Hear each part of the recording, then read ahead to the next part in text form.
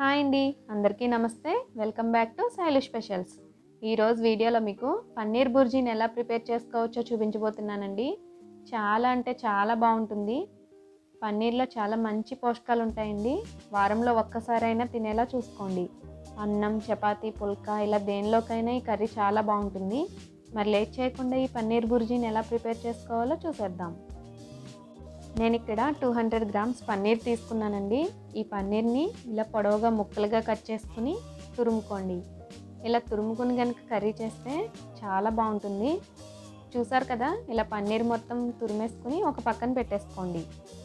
ఇప్పుడు stove on చేసుకోండి. తర్వాత ప్యాన్ పెట్టుకోండి. ఆ తర్వాత మీకు కావాల్సినంత ఆయిల్ వేసుకోండి. నేనైతే 2 టేబుల్ స్పూన్స్ ఆయిల్ వేస్తున్నాను. అలాగే కొంచెం బటర్ కూడా వేస్తున్నాను. వెన్న కరిగిన తర్వాత 1 స్పూన్ శనగపిండి వేసి ఉండలు లేకుండా కొంచెం లైట్ బ్రౌన్ కలర్ వచ్చేంత వరకు ఫ్రై చేసుకోండి. ఇలా శనగపిండి వేసుకోవడం వల్ల కర్రీ టెక్స్చర్ చాలా బాగుంటుంది. ఇప్పుడు ఇందులో సన్నగా కట్ చేసుకున్న ఉల్లిపాయ ముక్కలు వేసుకోండి. అలాగే సన్నగా కట్ చేసిన టమాటా, సన్నగా కట్ చేసిన పచ్చిమిర్చి వేసుకోండి. టమాటా పెద్దదైతే కనుక 1 తీసుకోండి, చిన్నవైతే 2 తీసుకోండి. ఒకసారి బాగా కలుపుకొని దీనిలో 1/2 టీ స్పూన్ పసుపు, కొంచెం సాల్ట్ వేసుకొని కలుపుకొని మూత పెట్టి ఉల్లిపాయలను బాగా మగ్గించుకోండి. చూసారుగా, ఇలా మధ్య మధ్యలో కలుపుకుంటూ బాగా ఫ్రై అయ్యాక ఇందులో 1 టేబుల్ స్పూన్ అల్లం వెల్లుల్లి పేస్ట్ వేసి పచ్చివాసన పోయే వరకు ఫ్రై చేసుకోండి. అలాగే దీనిలో సన్నగా కట్ చేసిన కరివేపాకు, సన్నగా కట్ చేసిన కొత్తిమీర కూడా వేసుకుని ఒకసారి కలుపుకోండి. ఇప్పుడు ఇందులో 1.5 స్పూన్ కారం, 1/2 teaspoon garam masala powder వేసుకుని కలుపుకోండి.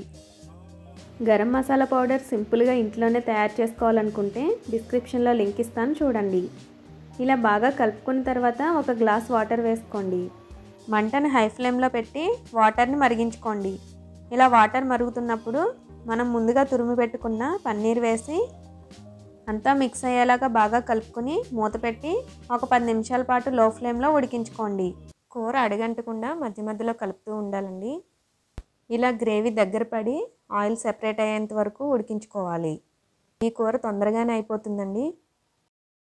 చూసారు కదా, ఇలా దగ్గర పడేంత వరకు ఉడికించుకుని లాస్ట్లో కొత్తిమీర వేసుకుని కలుపుకొని స్టవ్ ఆఫ్ చేసుకోండి. ఇంతేనండి, చాలా సింపుల్గా క్విక్గా అయిపోయే పన్నీర్ బుర్జీ. ఈ కర్రీ అన్నం, చపాతీ, పుల్కా ఇలా దేనిలోకైనా సూపర్ అంటే సూపర్ అంతే. మరి మీరు కూడా ట్రై చేసి ఎలా వచ్చిందో చెప్పండి. మరి ఈ గోదావరి పిల్ల యొక్క శైలు స్పెషల్స్ ఎలా ఉన్నాయో కామెంట్ చేసి చెప్పండి. మరిన్ని రెసిపీస్ కోసం శైలు స్పెషల్స్ ఛానల్ని సబ్స్క్రైబ్ చేసుకుని అలాగే బెల్ బటన్ కూడా ఆన్ చేసుకోండి. Thank you for watching.